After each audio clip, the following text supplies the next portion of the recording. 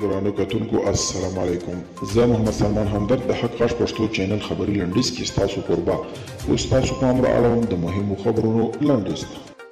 په ولسي جرګه کې د پکتیکا د خلکو له استازي محمد میرزا کټوازي سره د دغه ولایت د 22 ولسوالیو قومي مشرانو او مخورو په یوه کتنه کې د سیمه ییزو ارګانونو د خپلواکۍ ادارې پر مشر شمیم کټوازي باندې توندې نیوکې کړي او ویلي دي چې نوموړي په دغه ولایت کې د اصلاحاتو پر وړاندې خنډ دي.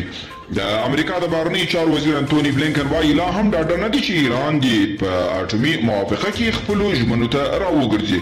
سنټکام اداره وایي له افغانستانه تر اوسه 25 سلنه امریکایي ځواکونه ایستلي. په منځني ختیځ کې د امریکا مرکزی قومندانۍ یا سټکام وایي له افغانستانه سپټمبر تر 18 پورې د ځواکونو د ایستلو په لړ کې تر اوسه پورې تر 25 سلنې پورې خپل ځواکونه ایستلي دي.